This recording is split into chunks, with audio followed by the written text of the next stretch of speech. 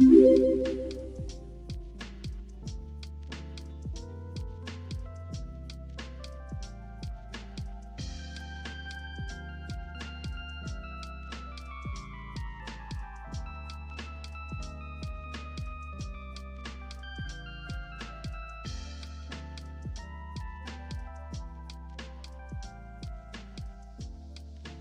hello.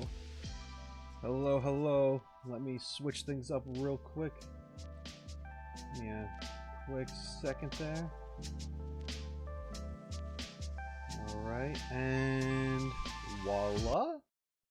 Hey, there we go. Okay. Just that. Hi! Hello, everyone.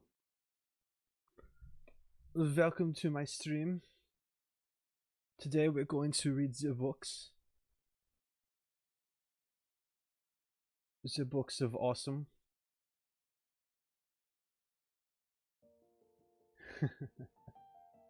Oh wow, there's some familiar faces in here. Real quick, I know I wrote a message in the chat there while you guys were patiently waiting. No worries if you have to leave in the middle of this stream. It's very last minute. 20 minutes ago, I was like, maybe I'll go live. And I did. So I understand people have lives. You need to sleep. You need to go to work. You need to go eat something. Whatever it is. It's fine. Don't worry if you miss it. Because I will be... Actually, I have a VOD channel. If you could somehow find it, then good on you. No one has seen the new videos I've uploaded on it yet. But I do have a VOD channel, and I will be making an update video within the next couple days with some stuff on it for you guys to watch. And it's whatever I stream on Twitch is going directly there, uncut, all that jazz. And yeah, so you can catch streams and support me there if you like, instead of having to go to... You found it? You already found it? Oh my god. Wait a minute. Best viewers on... Who is that? Mods? Break his cankles. Thank you. Alright, so... I think that... I'm gonna want to start showing that and like doing more stuff on Twitch a couple times a week, as much as I can. Because it is fun. I used to do it a lot when I lived in Japan. And, yeah, it's just hard to balance things. But I'm going to be playing Wuthering Waves here. I'm going to have Genshin lore streams, like the book reading stuff and the artifact reading stuff like I'm doing today. I want to... I don't know. I'm playing with the idea of streaming Zenless Zone Zero as well. But then that's like... That's what is that? 4 games? I don't know if I can work with 4 games. There's a lot going on. But anyway, I appreciate your support. Thank you for being here. And, yeah, just... We'll get that VOD channel running as soon as possible. Yeah. I don't know if I'll be able to start streaming on that day. July 4th being a holiday and all up here in America. But I'll try. That week, probably. But yeah. Hey! Cat! Hi! Here for the old man cosplay? Yeah, I wish it was a cosplay. Yeah, let me say hi to some people who are here. Okay, we have Pater, hello. We have, I can't read. There's either a glare on the screen or my glasses are fogged. Or, I'm just not really doing well today. I actually I'm fighting the starts of a sore throat right now. Which, reading and talking a lot isn't going to help it. But I made tea and I said, screw it. I want to do this. It is what it is. So... Banam, I don't know if I said that right. Hello. Sal, hello. Kitsu, hello. Lynn, hello. I guess it is a live streak of 2 days. Is that Galit, hello. Allure, hello. Mina, hello. Rex, hello. Hello, Cat. And yeah, hey, my editor, Lyriums, hi. Welcome. Lost my lobster, hello. Okay, to Steffer, hello. Just say it's cosplay, I'm trying to help you. I appreciate that. I appreciate the help. Okay. It means a lot. It means a lot. Okay. This tea is too hot.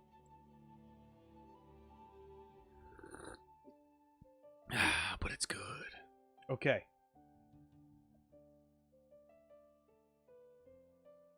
Close enough. You read the H as well. I tried. It's reading time. Yeah, let me get some reading in before a bunch of you are gonna have to jump off. Let's get to this. Let me open up Genshin here. Okay. So, like I said, I'm not feeling 100% right now. So this isn't going to be a super long stream. But if I could go for at least an hour, then that would be great.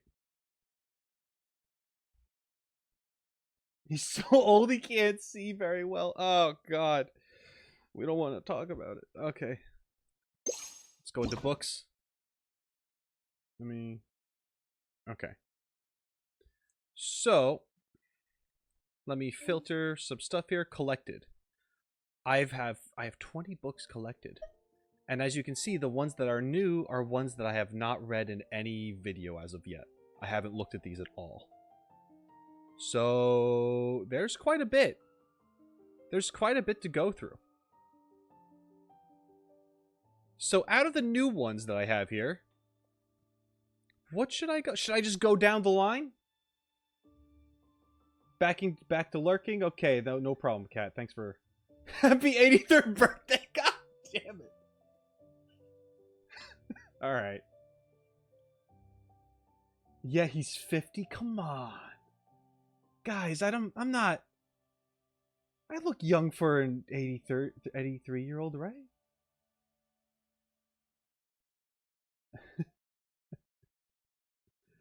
Oh, God.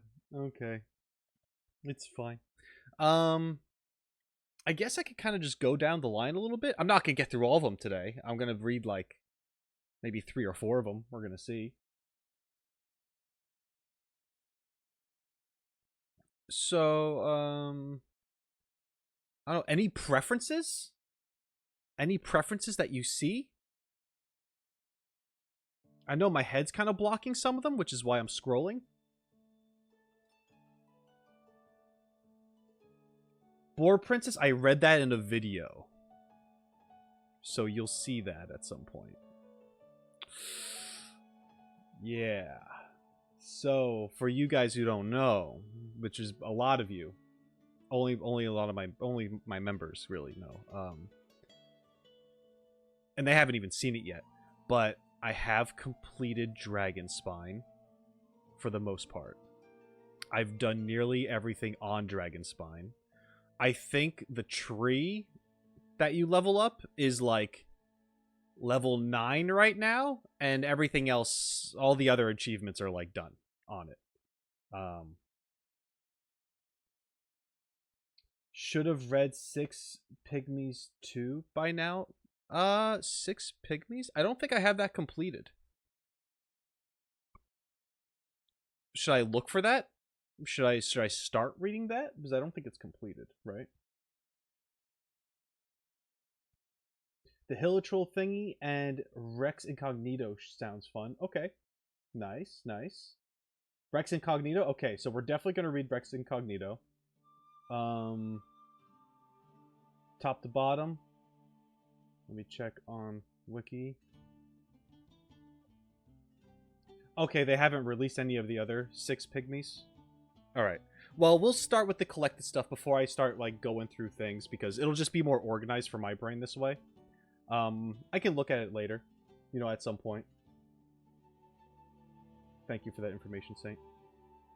Okay. Yeah, let's start with Rex Incognito, since I saw a couple people say that. And then maybe we'll do the Hilichurl thing. Cultural Customs, Ballad. Okay, there's a couple Hilichurl stuff. Let's start with Rex Incognito. Got 4 volumes of Lua goodness here.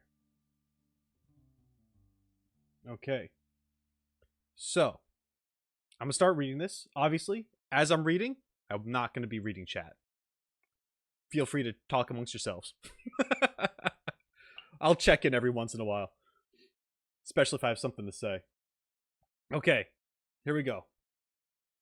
Rex Incognito, Volume 1. Liyue is a land where all kinds of rare and exotic treasures congregate. And where there are precious treasures, one is sure to also find those with a discerning eye. The very first owner of Shigu Antiques, the unconventional collector, Mingui, was just such an individual. I apologize for my pronunciation as always.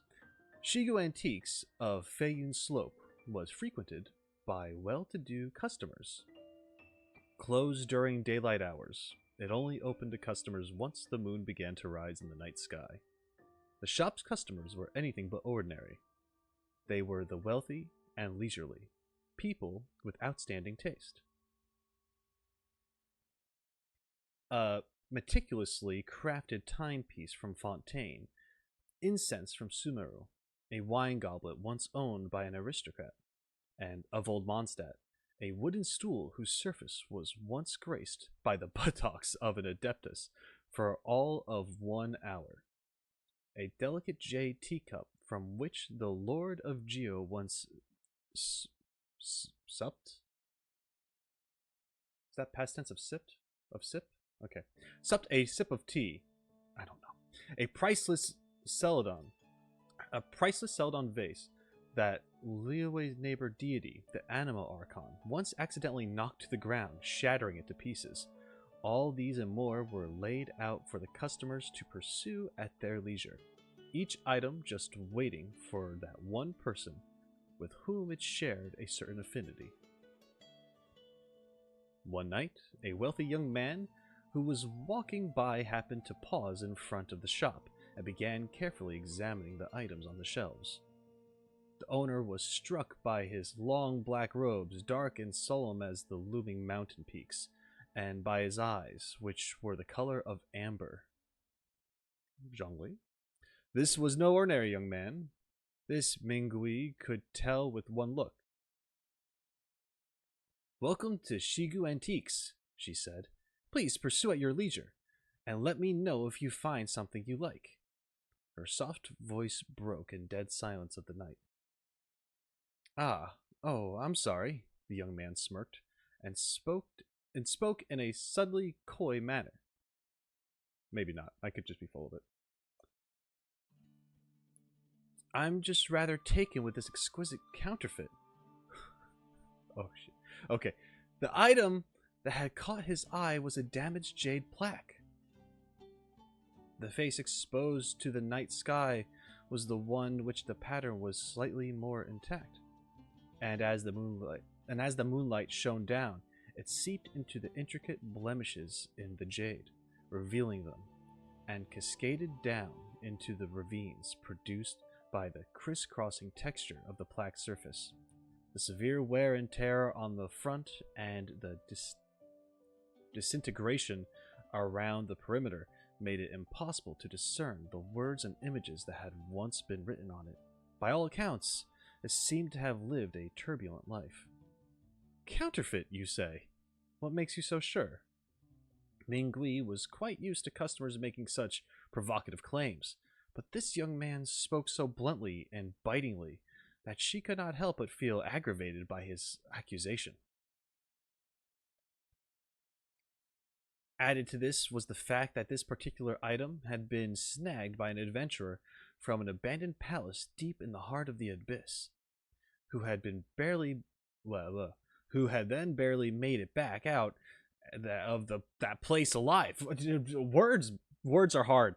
She recalled how she had haggled relentlessly with the adventurer to acquire that piece, and how in the end it had still cost her the better part of her fortune. If this truly has nothing more than if this was nothing more than a counterfeit, not only would it imply that she had lost an immense portion of her wealth, but it would also mean irrevocable damage to the reputation of Shigu Antiques as connoisseurs of quality. Mingui knew what she had to do. Not only must she somehow get rid of the calmicious customer, who threatened to ruin her entire business, but she must also find a way to sell this jade plaque to him in the process. Please, continue, she said. I would hope that you can give a detailed appraisal. Okay. Is this still the same? Hold on, let me... Okay, it will say volume 2. Okay, we got plenty here. Okay, we're good. Okay, just making sure.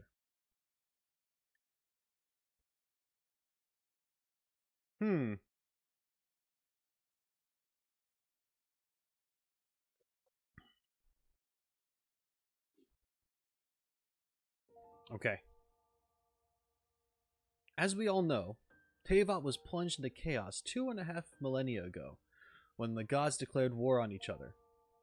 The ensuing conflict spreading to all people in all corners of the land. Teyvat may not have been divided into the same 7 nations we know today back in that age, but then, just as now, the people had their own settlements, cities, and civilizations. Gods whose names have now long since been forgotten were once venerated, worshipped, even adored by their people. Our forebears took pearls and shells from the sea, jade from the mountains, rocks from the plains, and salt crystals from the earth, each to build idols in the form of their gods. Jade plaques of this kind are relics of that era. They belong to an ancient tribe who worshipped Rex Lapis, though, of course, the Geolord probably did not yet go by the name Rex Lapis at that time. This was an age when the people watched their gods clash in bitter battles before their very eyes. Rex Lapis would not establish the currency of the 7 nations and cast the first Mora coins for quite some time, so the tribes traded using pieces of ore they would chance across from time to time, with idols made in the likeness of the Geolord to ensure price stability. As you can see, mortal wisdom is quite a fascinating thing. They were making their own way in the world even before Rex Lapis had made provisions for them to do so. The young man paused as if to further contemplate the observation he had just made. He stood there, cloaked in a veil of silver moonlight, which somehow served to make him ever so slightly more diminutive in stature. This type of jade plaque is a rare find in this day and age. Most of them are buried in the riverbeds up in the mountains. And since each one is hand-carved, they are all unique. That is why they typically sell for astronomical prices. The claim that they are priceless would not be an exaggeration. So, it is quite a shame indeed that the one you display on your shelf is a recent counterfeit. By recent, I mean that it was probably made in your father's generation at the earliest. There is an industry saying, the jade without blemish is no jade at all. This jade, for instance, has remarkably few imperfections, and the translucency is too good to be true. All of which point to the fact that it is unlikely to be a product of our forebears' making. As a side point, I would also add that the image carved onto this jade is that of a woman. This is a highly unusual thing to see among similar relics from the era in question. The young man held the plaque up to the moonlight to inspect it in more detail. Although there are plenty of rumors to this effect, the claim that Rex Lapis once took the form of a woman is not attested to by any of the historical records, and there is no physical evidence of it ever occurring. Though young, the man had the air of an old and infuriating pedant about him. I don't know that word. Ah, well, this is where you're wrong. Mingui smiled faintly, much as a fox does when toying with an inexperienced hunter. Perhaps you'd be willing to listen to my story before making your final verdict? The shop owner narrowed her eyes and began the process of reeling out her story. Okay. All right. Hello. Hello, people. We have Maya. Hello. Oh, Maya. Yeah, hi, Maya. And anyone else, if anyone else entered that I missed. Can you be louder? I can be louder, I think. Hold on, let me check. How about this? Is this louder? Is this louder? I hope it's louder.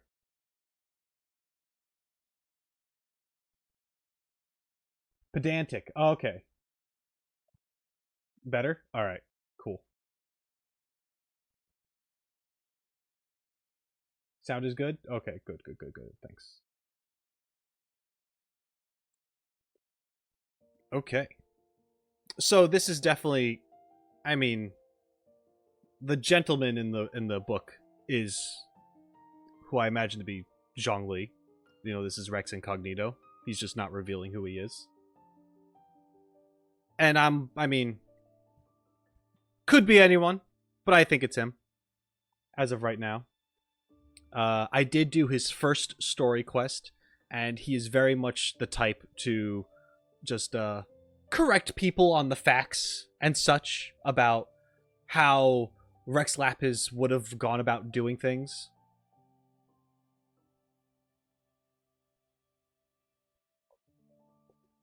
So, yeah, this is him just kind of rocking up to the place. I'm like, oh yeah, very nice shop. Too bad you have fake shit. And she's like, oh, well, I never. You know, that's essentially what's happening here. Source, trust me. Yeah, exactly. His source is always trust me, bro. That's Zhongli's source for everything. I felt good because when I did that story quest, I mean, you'll see it in the video, but they get a little bit into like the whole contracts and things, and like and Zhongli kind of tries to like hold up something over their head a little bit because a contract was made with the people investigating the salt stuff and the thing and blah blah blah. I'm butchering my words incredibly right now. You know the gist if you played it, but yeah, like during the video, I found like a loophole to his whole contract idea, and I was like, well, I think he'd hate me if I was here.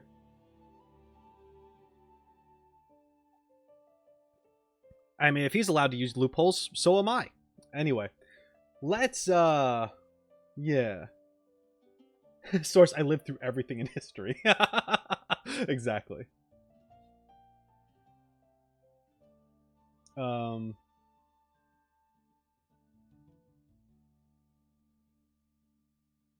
Yeah, exactly. Zhongli. Interesting thought. Too bad it's not a fact. Yeah, Zhongli would just drop a meteor on me for figuring something out. Anyway. Alright, Volume 2. Back in the age when the gods still walked upon the earth, the deity whom we now worship as Rex Lapis was but one among many. In those days, the rumor among the common folk was that the Lord of Geo was a cold and unfeeling god. His conduct was just in all things, and his judgments were rational and dispassionate. Excuse me. But he lacked normal human sentiment. Like the rocks, he was without warmth or softness. Despite this, people revered and placed their faith in him all the same. This was because his laws served to guarantee that trade was fair and that life was safe and orderly. The Geo Archon grew in strength and stature because of the people's belief in him.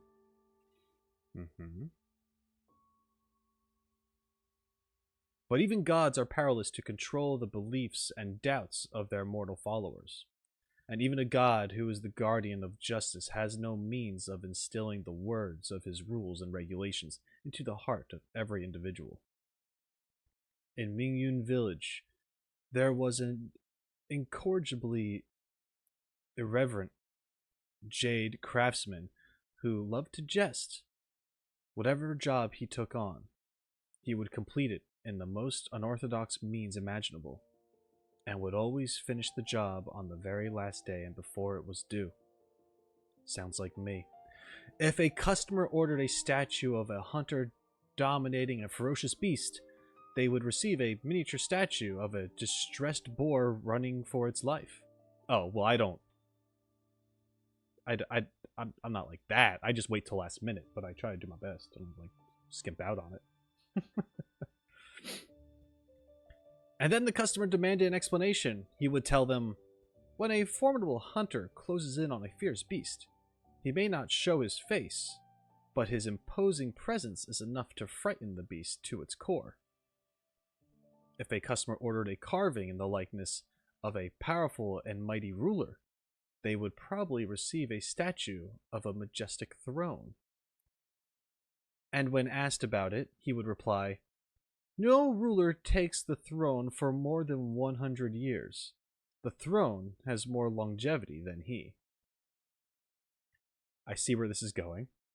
The craftsman quickly developed a reputation as an eccentric in Mingyun village, but the wealthy merchants in the prosperous commercial port of Liyue Harbor were most amused and were only too willing to place orders with him, if only to experience for themselves what it was like to be on the receiving end of this mischievous man's antics. One night, a woman came to his workshop.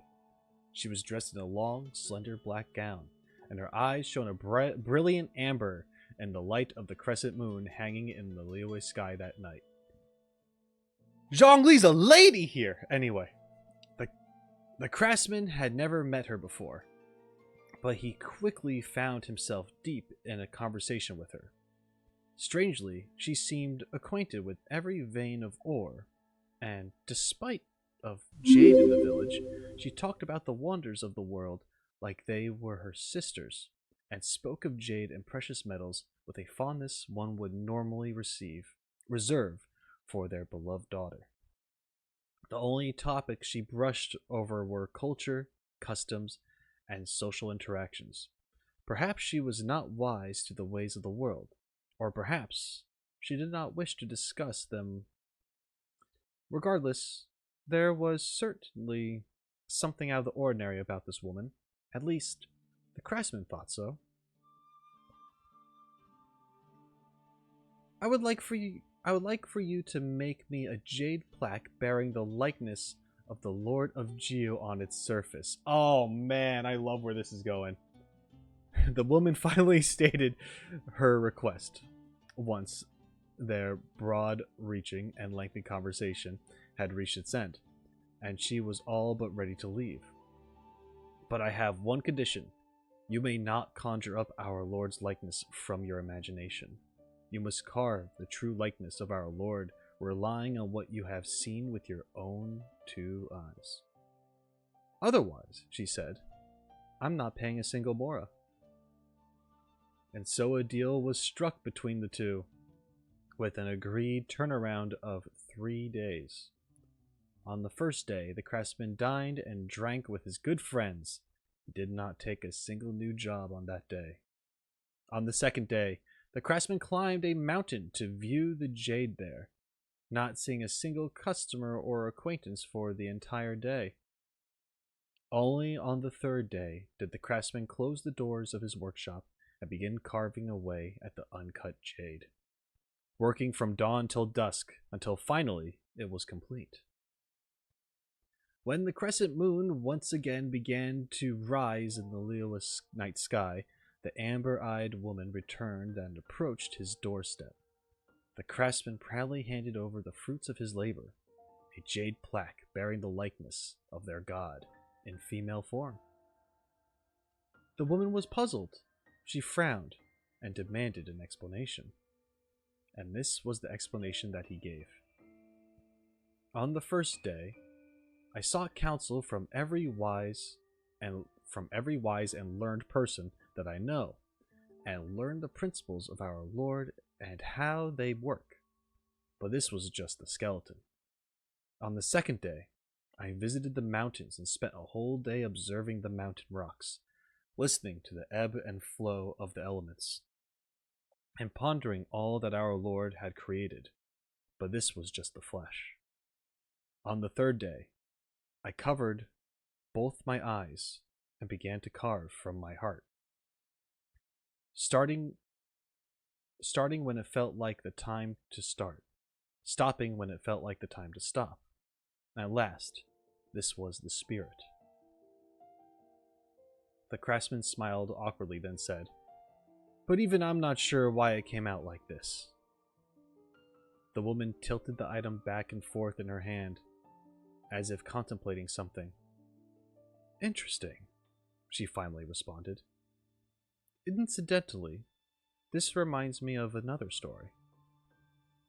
She looked up at him with her amber-colored eyes and began the process of reeling out her story.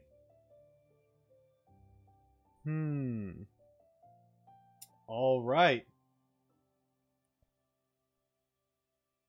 That's great.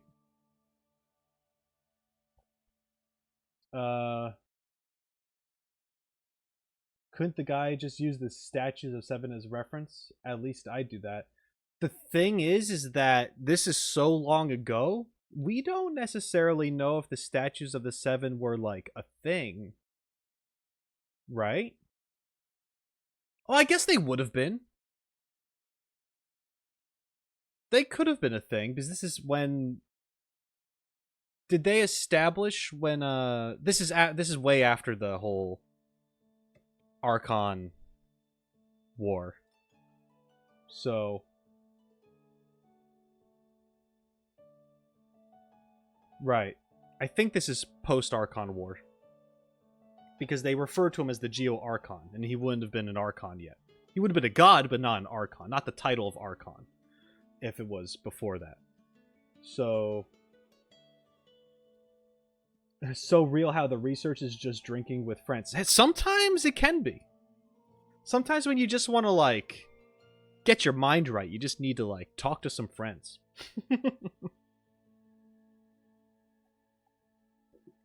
How do you think I should go about this process? You know, you get some feedback from the people you trust. Well, the beginning says that they only made idols out of rocks they found in the ocean. Is that the time period this part? Yeah, I don't... Yeah, they were talking about, like, making idols from, like, the stones in the earth and things found in the ocean and the salt and all that stuff, and depending on the god and all that jazz. So they might not have had, like, legit statues of the seven yet.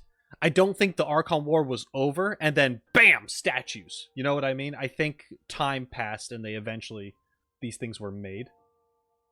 But who knows? Maybe they were just dropped down like freaking Helldiver pods, like doof, doof, doof, across the freaking world of Teyvat the moment the Archon War was over. Like, congrats!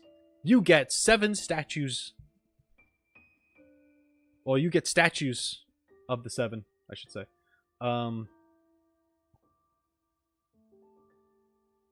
Yeah, exactly. I think they were refined over time. For sure. So, and also, and regardless, this person was instructed with how you see the Archon, how you see it. Yeah, I would like for you to make a jade plaque bearing the likeness of the Lord of Geo on its surface. But I have one condition. You may not conjure up our Lord's likeness from your imagination. You must carve the true likeness of our Lord, relying on what you have seen with your own 2 eyes. So I guess if there were statues, he would have to go to that statue, but at this, like, go to a statue, but at the same time, you could argue, like, is that actually him? I guess, like, we know it is, but like, it's weird. It's a rough area, I think. Also, thank you, Scaria. Thank you for the follow. I appreciate that. I heard it go off before, but I was like, must keep reading. Okay. Now let us continue with the volume 3.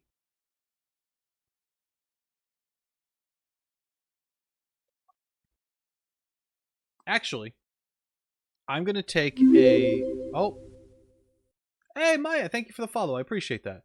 I'm actually going to take a 2-minute break. I need to check on something downstairs, and I'll be right back. All right? So, I'm not going to touch anything. I don't really have a be right back screen. Do I have a be right back screen?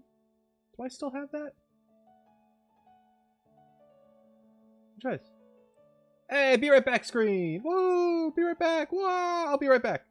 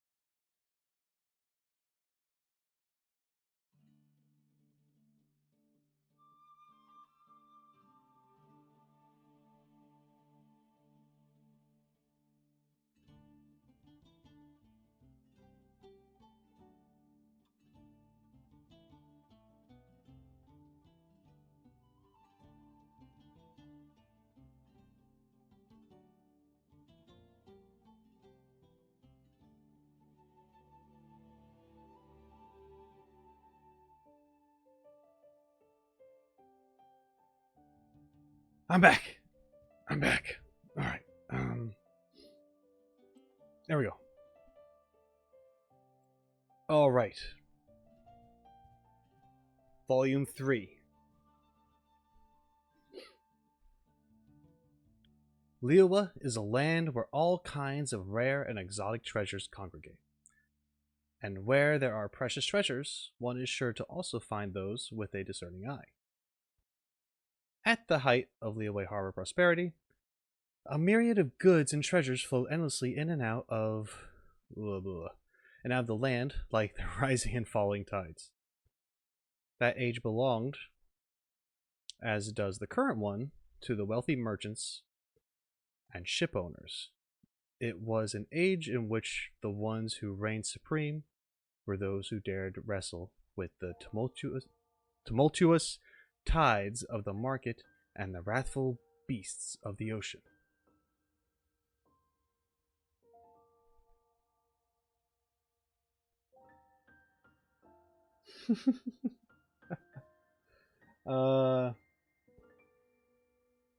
Gotta dip but have fun. Okay, Saint, thanks for hanging out. I appreciate it. Yeah, like I said, the VODs will go up somewhere in the near future. You will know. Thank you very much for hanging out.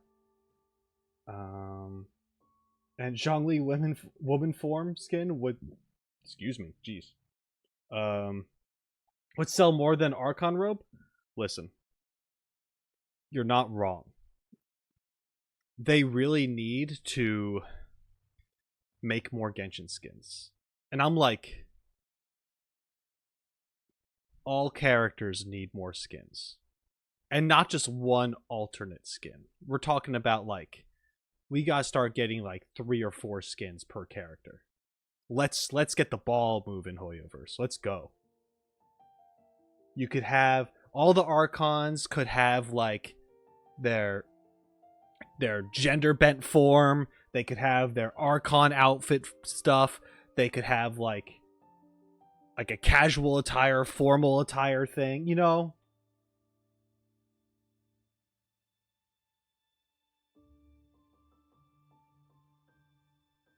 Yeah. I think it would be great. The only one that I could see, I mean, as far as like gender bent forms go, I think Venti would stay the same for personal purposes. I don't think he would change it. I think he would stay in his little femboy form forever.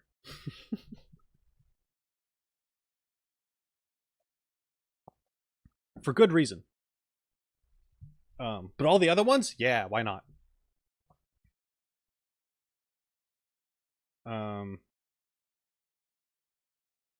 Or even, hey, now, I know it wouldn't work with everybody, like Venti and Zhongli, but I think, or at least I am aware, that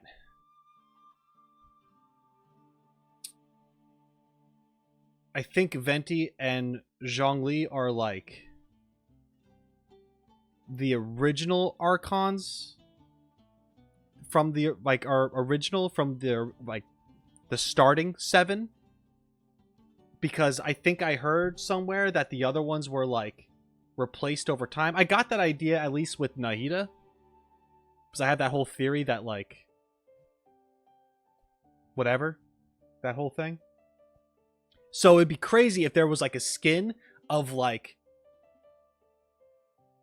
you have like the Nahida character, but then you have a skin of like just the previous Archon at some point. I mean, that's a stretch. They're not gonna ever do that, but that's yeah.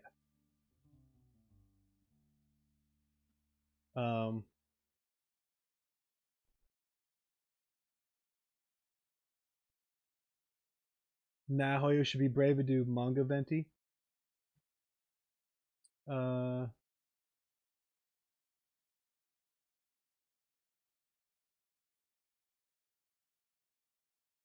It was in the Leeway Archon Quest, yeah. Okay, yeah. Yeah, someone does say it during Leeway. I'm pretty sure.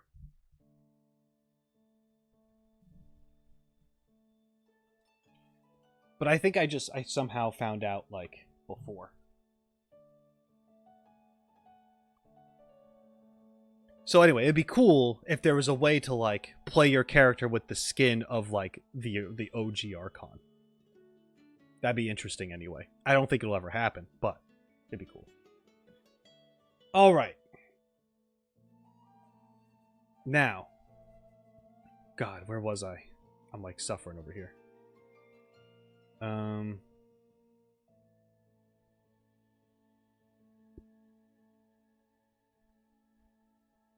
Okay. Likewise, then as now, the port was constantly abuzz with sailors and laborers.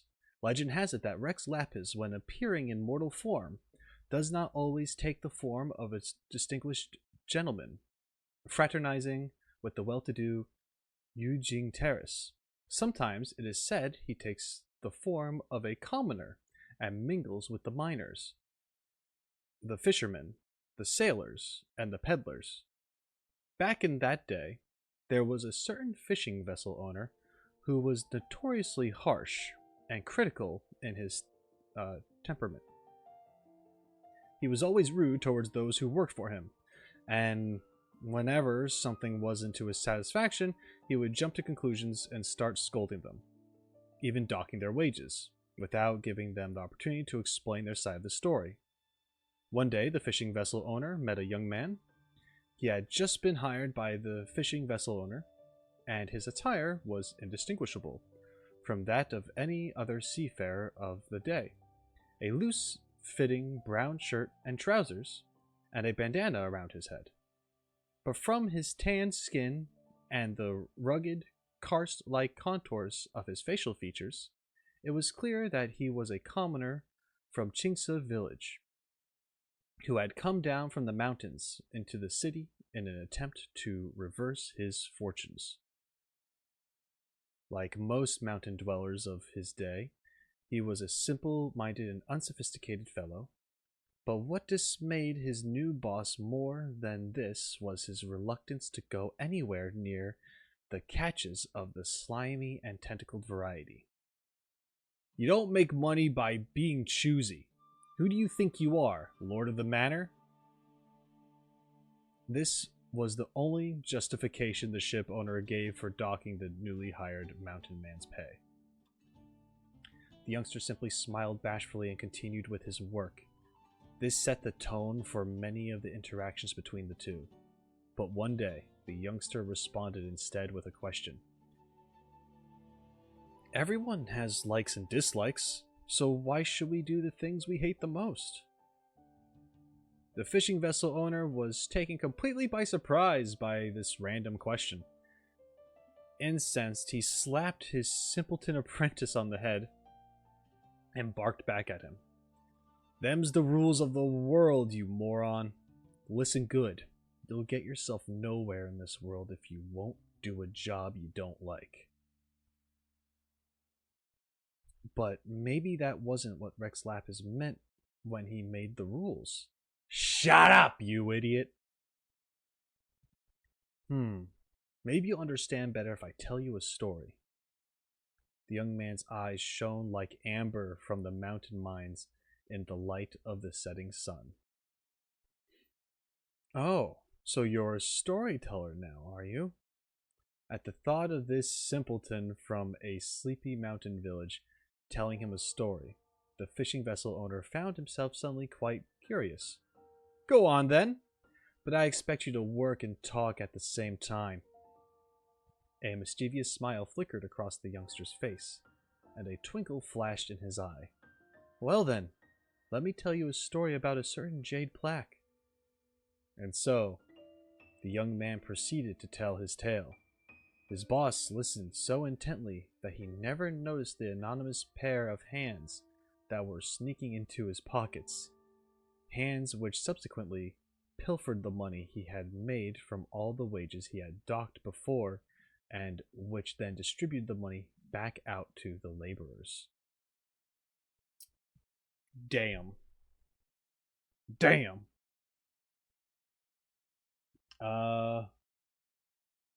Need that Twitch seems to be pretty quick on banning a bot account after I report it.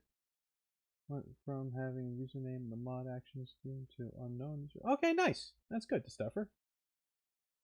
Fast action. Okay.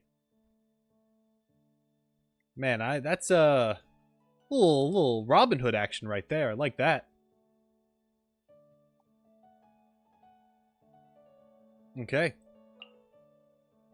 And now, Volume 4.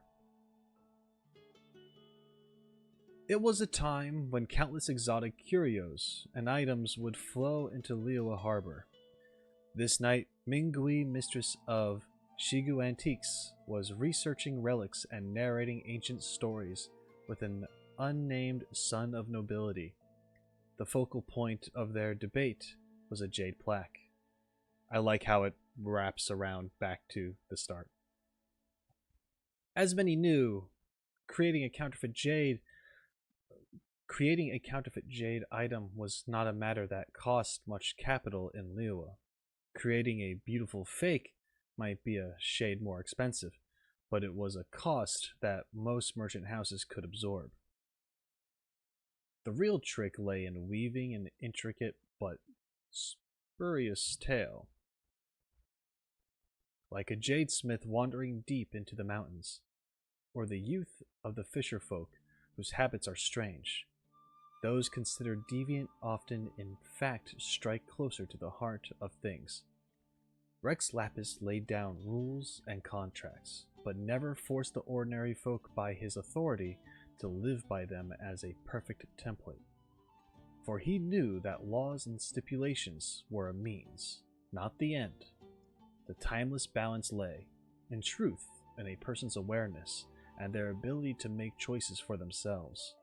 The harsh boss of the fishing vessel did not understand this principle, and so earned the fear and mockery of his hired help. As humans are, so too are antiques. Artistry, quality, rarity, and perfection are limiting factors, yes, but the truth worth of a relic lies in its backstory.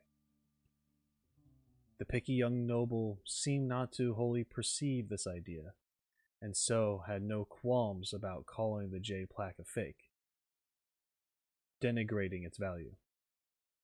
But if all of Shigu Antique's treasures were to be scrutinized with such a piercing and empirical eye, their worth would have been ground into dust, like the tears of a maiden for her captain, which became eternal pearls, or a mortal king who himself carved a portrait of his deceased queen before sealing his own soul into it. These stories, these legends that should have faded with time, have persevered, and thus teemed with life under the outer husk of those relics. A fine story. I'll take this fake then. The noble son nodded, his golden eyes smiling. After all that, you still think this is a fake? Mingui sighed lightly. Of course. The young noble could not help but smile, and indeed had never seemed happier since entering her shop. After all, the story you told about jade plaques being ancient currency, it's nonsense. Nonsense that I made up. Damn! Freaking revealed it at the end there.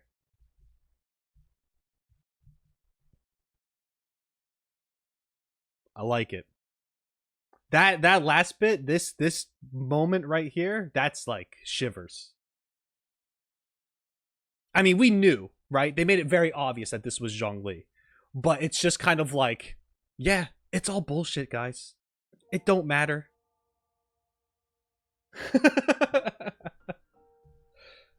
It's wild where it's just like, yeah, it's real, but like, is anything?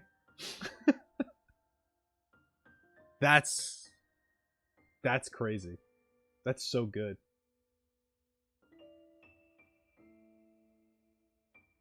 Oh, I'm sorry, Maya. You missed volume 3. Yeah, he stole from the boss who would unfairly dock the pay of workers and gave the workers their money back. Yeah, exactly. During volume 3, Zhongli was in disguise or in the form of like a young ship worker guy, and the boss was giving him a hard time. And then the moment he kind of got like a read on the boss's mannerisms, he decided to tell him a interesting story of history and such. And as the boss was so captivated by this tale, he essentially pickpocketed him and then later redistributed the money to the workers that the boss would essentially not be taking care of, that he would be taking, docking the pay from, as was said in the chat. Yeah, so that's like a Robin Hood moment, taking from the rich, giving to the poor. But I like this. There's like a bit of a mischievousness here, which I mean I'm aware of at this point in time. Zhongli is not very upfront with how he goes about things, but and I think that's why I liked this at the end here, because it's very much kind of like this very roundabout way of this story and how everything's working, only for him to finally say like, yeah, it's me, by the way. Because we see him talk about his experience and his source is always like, I know. But here he actually says, I know because I'm the dude. He is him.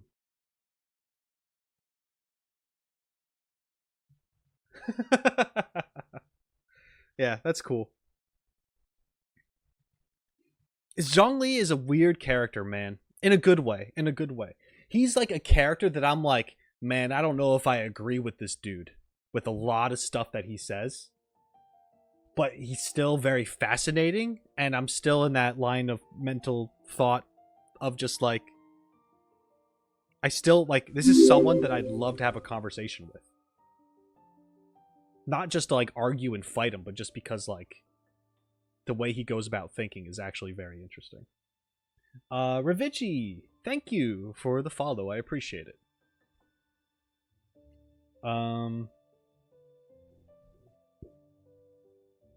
Yeah. Very mysterious character. Very cool story, Rex Incognito. I'm glad you guys recommended it. Glad I read it. That's good. Okay. Now let's try to get a little little silly here. Hilichurl ballad selection. I think I've read this. Maybe I read it in a video? I can't remember because it's not marked new. Unless if I accidentally clicked it.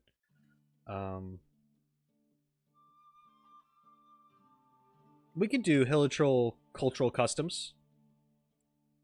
I'll do this one. Sure. Why not? We'll do this one. Imagine if Zhongli wrote Rex Incognito. For all we know, he could have.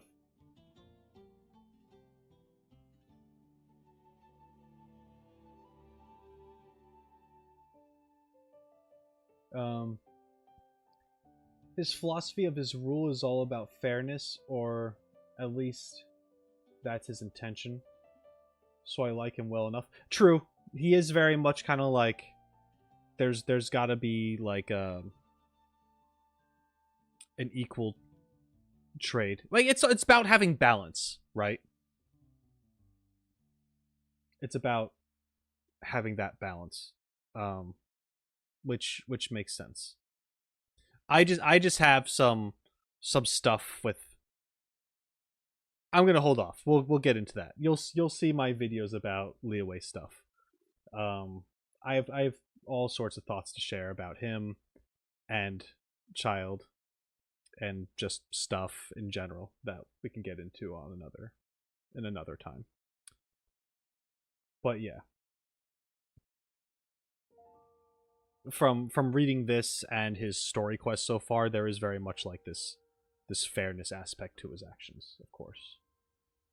To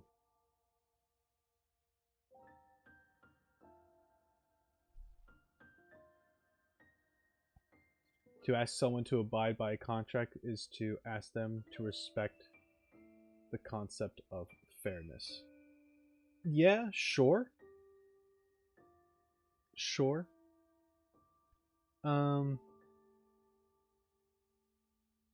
I would say to an extent, though.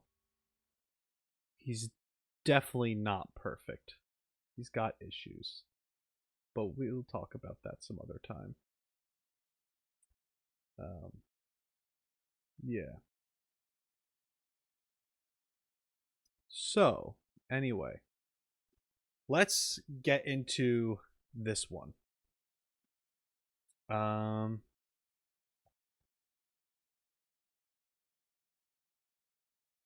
on 1 second.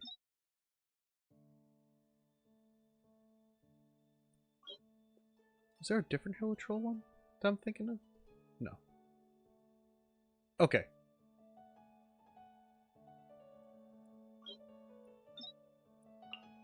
Alright. Hilichurling social structure. This is volume 1.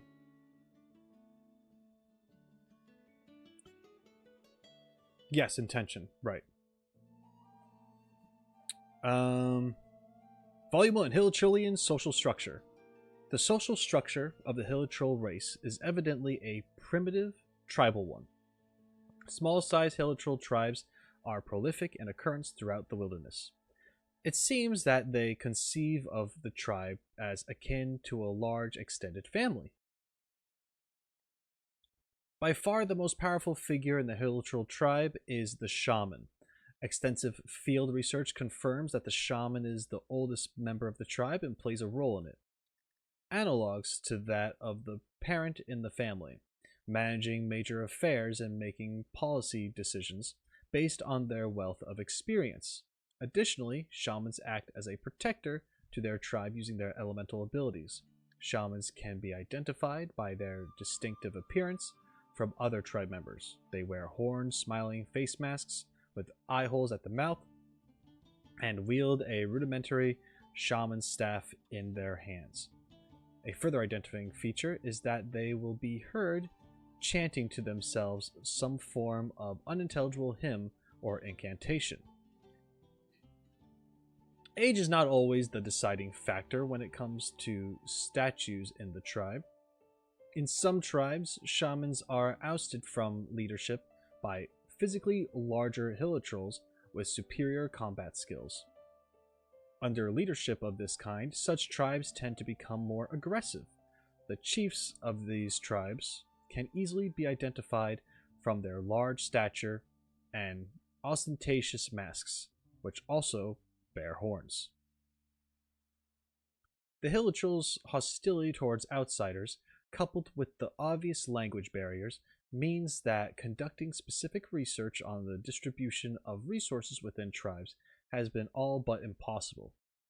Nevertheless, Knights of Favonius patrol reports suggest these resources are typically shared on the basis of to each according to his needs. All tribe members are both gatherers and soldiers, but some that prize combat above others develop into seasoned heavyweights of the battlefield. If the tribe stays long enough in an unfavorable environment, these heavyweights will become its most respectful leaders. Interesting, Hilichurls seem to have a unique ability to manipulate the elements despite their low intelligence and primitive social structure. This ability is most notably manifested in the shamans. Typically, humans require a vision in order to exercise elemental control. The question of how Hilichurls are able to do so without a vision is, therefore, one that requires further investigation and analysis. This is true, and I never really thought of it. But at the very least, the shamans have control of the elements. Huh. Interesting. Volume 2, Hilichurl Spirituality. Just as the inhabitants of the 7 nations of Teyvat each have their religious beliefs, so too do the Hilichurls. However, they worship not a specific figurehead with a presence in this world, such as one of the 7, but elemental power itself in a more abstract sense. For instance, some Hilichurl tribes in Mondstadt revere Anemo just as their human counterparts do, but they do not recognize the animal Archon Barbados. Instead, they worship the power of Anemo itself. Hilichurls holding different elemental beliefs often live together in the same tribe. An individual Hilichurl's element affiliation can be deduced from the designs of their mask and the color of their body paint.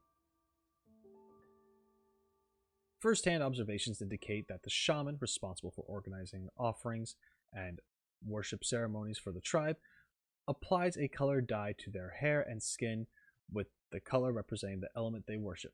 Shamans are dressed and adorned more ornately than ordinary tribe members. But owing to the limited intelligence of the Hilichurls, it is highly doubtful that any of the fine ornaments worn are crafted by their own hand. The shaman is the spiritual leader of his tribe. He leads them in song and dance during worship, singing hymns of praise to the elements. If there is leftover meat from the hunt, the Hilichurls place it on the altar, raw, as a sacrifice. Even though they accumulate ample mora, precious stones, and other items of value through exploring, looting, mugging, and other means, it would appear that raw meat alone is considered a sufficient sacrifice. It would appear that the Hilichurls possess no concept of either the past or future, living only in the present. They do not intentionally store up food for survival, nor do they commemorate their deceased forebears. Though crude attempts at something like calligraphy have been widely observed within their camps, closer speculation reveals these markings to be nothing more than botched imitations of what they have seen in ancient ruins, possessing no originality whatsoever. Hilichurls do seem to have an inexplicable affinity for remnants of the past, evidenced by the fact that ruins are one of their preferred locations to camp. But investigations thus far have turned up nothing which might hint at the true nature of their connection. with the lost civilizations to which these ruins belong. Okay. Interesting. It's, yeah.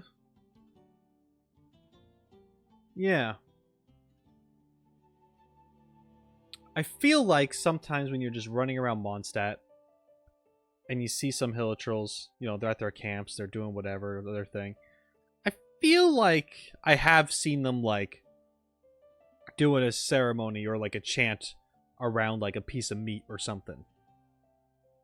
Like doing the offering thing. I feel like that's a thing that you could see in the game.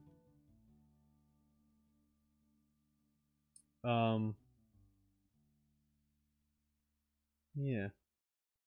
I wish I had no concept of the past or future. Yeah, they definitely do, like, these dances and stuff. I just have to pay attention if there's actually just, like, meat in the middle or something, because that'd be cool. Okay. The mysterious loners. Among the Hilichurls exists a kind of mysterious, large creature possessing both immense physical strength and the ability to control the elements. They use this elemental ability to further enhance their physical state, such as to protect themselves or increase the brute force of their attacks, a combination making them nearly unstoppable. These powerful Hilichurls are called Lawa by the rest of the tribe, a respectful form of address best translated to mean king or chief. However, Lawa don't actually rule over or lead the tribe at all. Rather, these large loners prefer solitude, avoiding the looks of reverence from the smaller Hilichurls. Adventurers very rarely encounter these gigantic creatures. Still, even the most seasoned adventurers will think twice before going on expeditions into areas where these dangerous Lawas may be roaming. Oh, cool. Pretty sure I've seen those and fought them plenty of times. Yeah.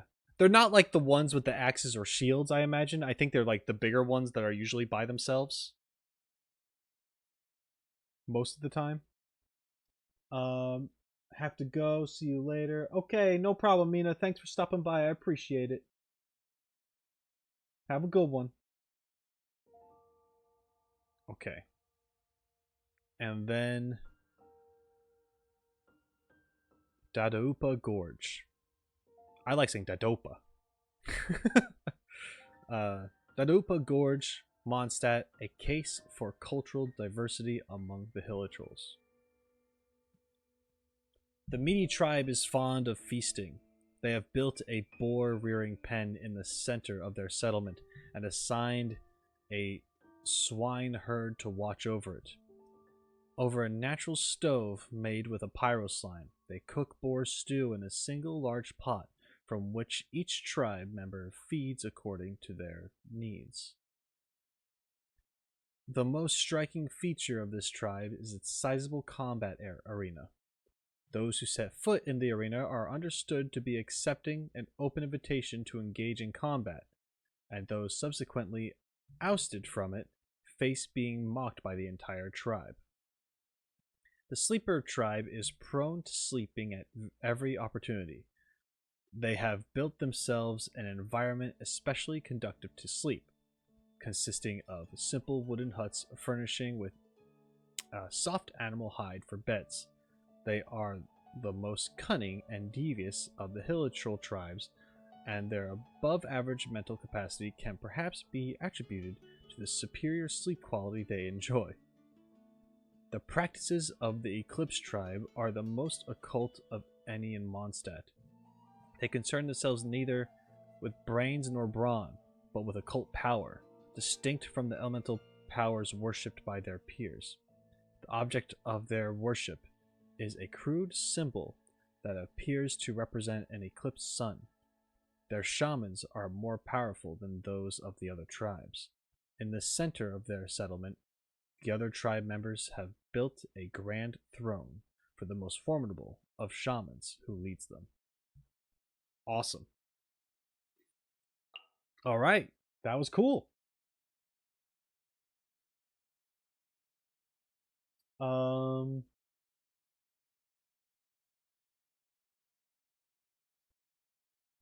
By the way, have you fought Ukko on Dragonspine? That's also the name of the Finnish counterpart of Odin or Thor. Oh, cool. Wait, Ukko. Uh. Um.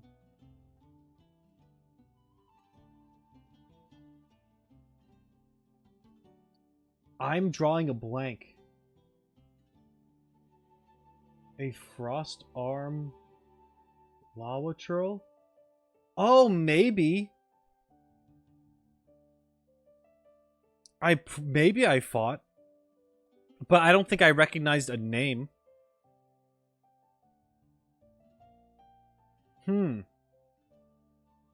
Yeah, I fought a couple icy big boys, but I don't think I saw like a name for them, or I didn't notice it at the time.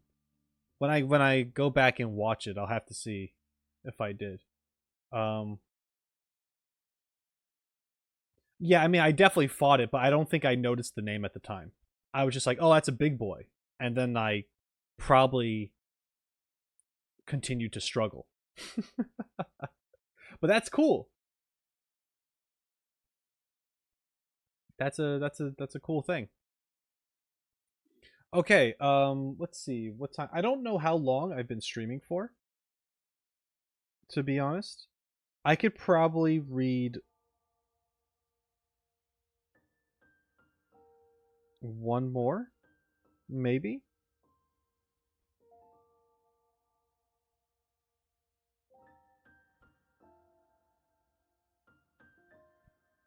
Um,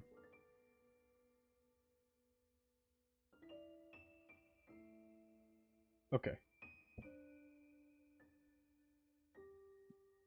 Let's see if there's another one I can read that's not too long. That's a long one. We're not going to read that one. Ballads of the Squire. Okay.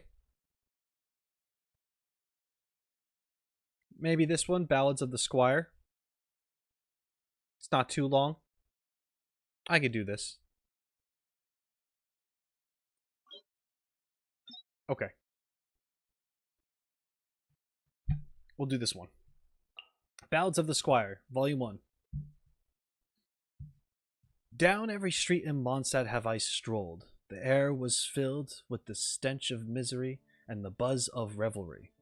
I saw the most arrogant of aristocrats, and I saw the most pitiful of the impoverished. At night the streets are a spider's web. Some here to feast, others their eternal prey. I hear a jangling in the night, and I know it is the chains that fetter the souls of the oppressed. I patrol the streets of Mondstadt at night time, where my peers and superiors would once declare, "We are the starlit knights. Lift thy heads and bear witness, for we who raise our flag in the splendor of starlight are the true protectors of Mondstadt." But not once have I lifted my head to the stars or gazed at our flag, for I cannot shift my focus from the filthy street corners. Destitute peddlers weep in silence, aging soldiers grimace in pain. In the deathly stillness of night, a young girl rejected by the aristocracy pleads for Barbados' mercy. The sighing of mournful winds rattles the cathedral gate, carrying with them the grief of the oppressed. They assault splendid palatial walls. Palatial? Palatial? Man? Each mother's call, each infant's cry, enough to dent the hardest of shields, enough to shatter the sharpest of swords. Sounds of sorrow send shivers down my spine, but in the palace and in the castle, though the wind blows the same over holy ground, they are but the sighs of ants to the ears of men. Okay, so this is referring to Mondstadt before they had their revolution and such.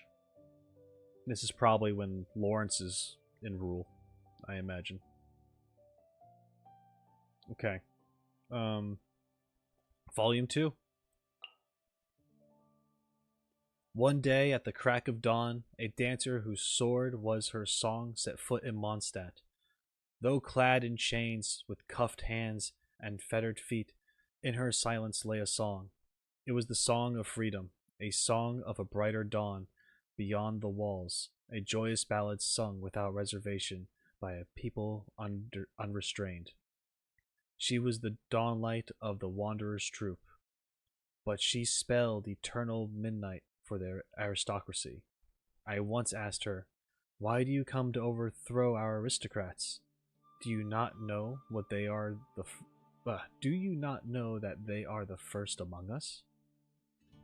Wherefore do you place their lives on a pedestal?" Came her voice like a fresh breeze. "If you claim to know the wind as your companion, then did you not once know freedom too?" To her lonesome listeners she told a tale of our rulers' better ancestors who held divine power, a tale of angels, gods, and vile dragons, a tale of the deities and peoples of all the land. Each myth and legend she turned to song, and the wind carried the song to all corners of the land. In the aristocrat's arena, her sword sang once more, her final masterpiece, but it stopped short of perfection. A nameless knight retrieved her sword from the blood-soaked battlefield and buried it where the gentle winds meet in communion. This is... Oh man, I feel like I've read this before. Maybe I did. I don't know why it said new.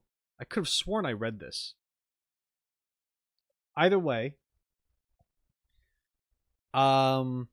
this is referring to the Wanderer's Troop, or like someone from the Wanderer's Troop.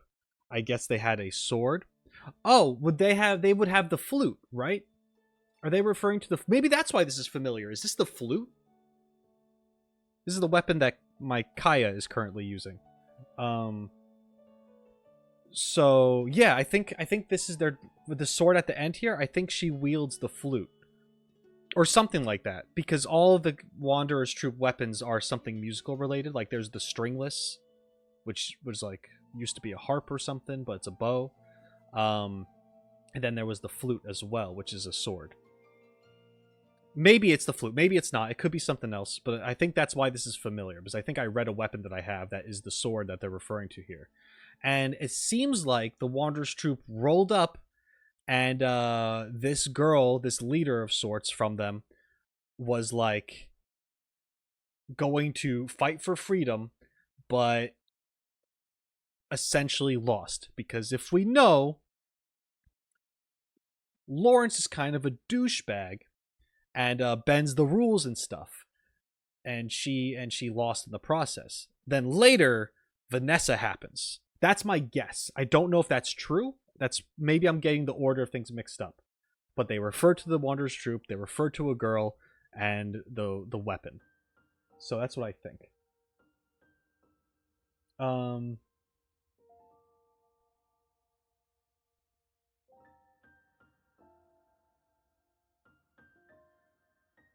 You've read the description of the Wanderer's Troop at least? It is okay. So yeah, this is the sword. Okay. Yeah, that's cool. I like that. That's awesome, and that's why it sounds familiar. Awesome. Yeah, Ballads of the Squire. Okay. Well, everyone, I know it wasn't super long, but my throat feels like it's dying right now. So I should probably stop.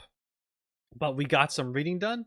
I'm going to try to do this again in the near future, maybe either later this week or next week. Maybe we could try to do it again sometime. I'm going to try to do streams a few times a week now, mostly Wuthering Waves these days, but I want to have some lore stuff thrown in with the books and like other things. So if you ever have ideas for things for me to read from the list that I showed you, then by all means let me know. And thank you for the follow, Einery.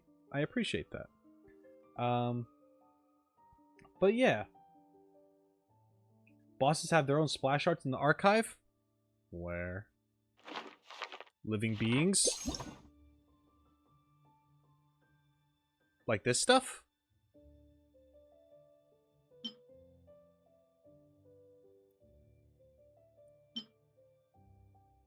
You know, maybe we can take a look at this stuff too to like observe things. Oh, yeah. You know? Maybe we can yeah. My Genshin streams are probably going to be like investigative streams, you know? Right, read and I look at things.